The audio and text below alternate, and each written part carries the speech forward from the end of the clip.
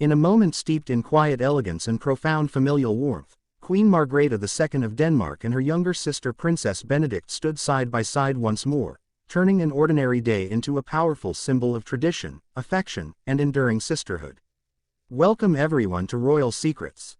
As the golden Scandinavian sunlight filtered through the tall trees of Graston Palace, their cherished holiday home nestled in the serene southern landscape of Denmark, the two royal sisters brought not only grace to the event but also a stirring reminder of their deep-rooted bond and shared royal legacy. Their appearance wasn't just a royal formality, it was a personal chapter unfolding in real time, one that captivated not just Denmark but royal watchers around the world. With the gentle summer breeze rustling the Danish flags in the background, Queen Margrethe, dressed in her usual composed yet vivid style, appeared noticeably relaxed, a subtle glow of joy softening her features. After abdicating the throne earlier this year in a historic transition that saw her son, now King Frederik X, ascend with Queen Mary by his side, Margrethe has returned to the spaces that once brought her solace and strength, Graston, where generations of Danish royals have found refuge from the ceremonial rigors of state life.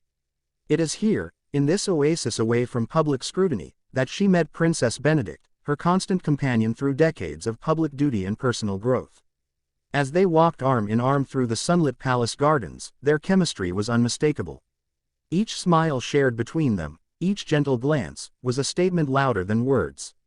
It told of shared childhood memories within the palace walls, of their mother Queen Ingrid's careful teachings, and of the quiet solidarity that has shaped their adult lives. This wasn't merely an appearance, it was an affirmation of legacy, a reflection of the past intertwined with the present, presented in the most subtle yet emotionally resonant way. Graston Palace has long been more than just a holiday home. It is a symbol of continuity for the Danish royal family.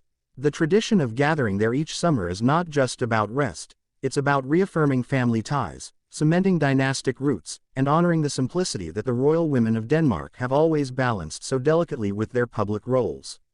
The gardens that bloom each July don't just echo with bird song and rustling leaves, they echo with laughter from years past, childhood games between royal cousins, and stories whispered between sisters who now stand as living pillars of a monarchy that has evolved with time but never lost its soul.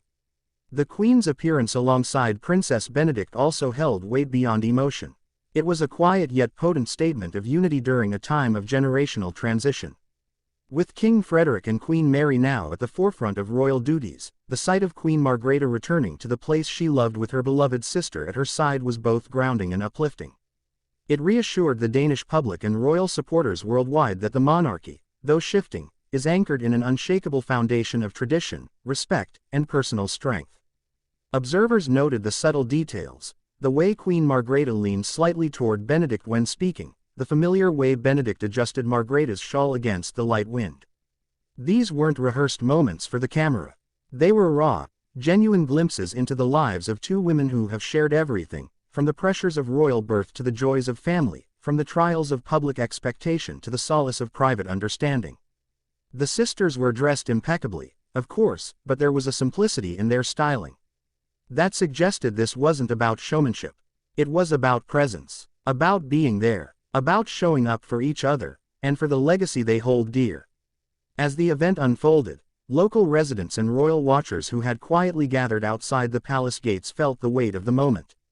Phones rose to capture fleeting glimpses, but more than that, hearts swelled with pride and nostalgia. It's not every day that a queen and her sister return to their ancestral home not as figureheads, but as women reclaiming a shared chapter of peace, grace, and personal history. For Queen Margrethe, whose abdication was seen not as an end but as an act of foresight and maternal dignity, this summer marks a return to herself. No longer burdened with daily royal duties, she is now free to explore life as a matriarch and mentor, a cultural icon and private citizen, a woman who has given everything to her nation and now finds space to rediscover her roots.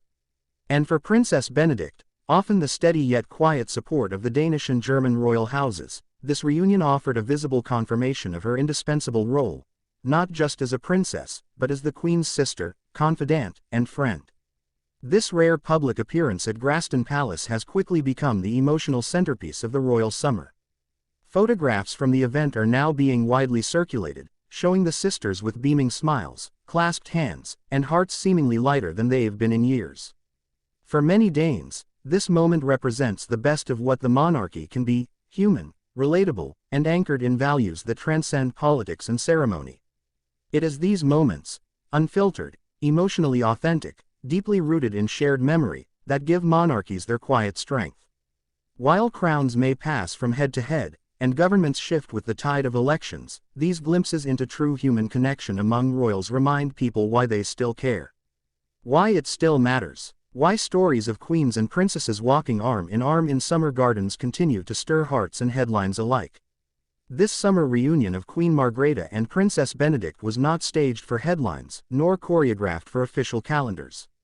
It was, at its core, a celebration of family, of sisterhood, of enduring love, and of the unspoken threads that hold lives together even when thrones and titles change.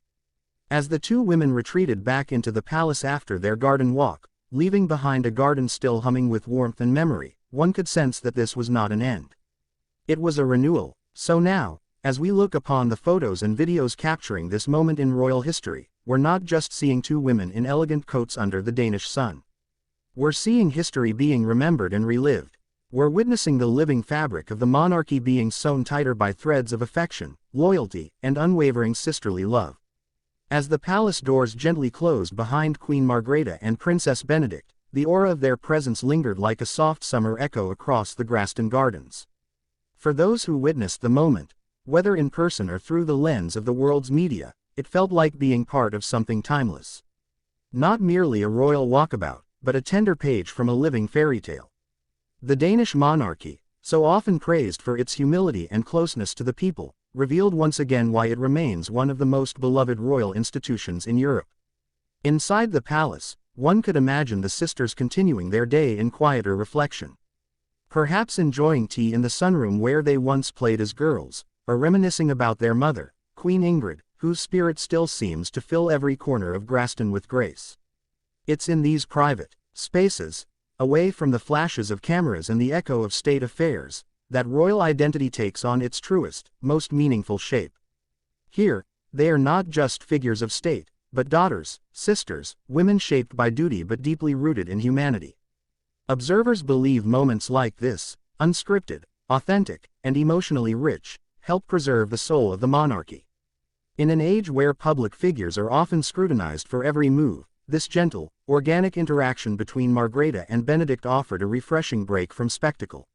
It allowed viewers to feel something honest, something beautiful, something real. And as Queen Margrethe steps further into her new chapter as a retired sovereign, embraced by the familiarity of her surroundings and the steady presence of her sister, we're reminded that royalty isn't only about crowns and ceremonies. Sometimes, it's about a summer breeze, a shared smile, and the quiet bond of two sisters walking through a garden of memories, together. So we ask you, dear viewer, what legacy do you believe these royal sisters are crafting for the next generation of Danes and for monarchies across the world?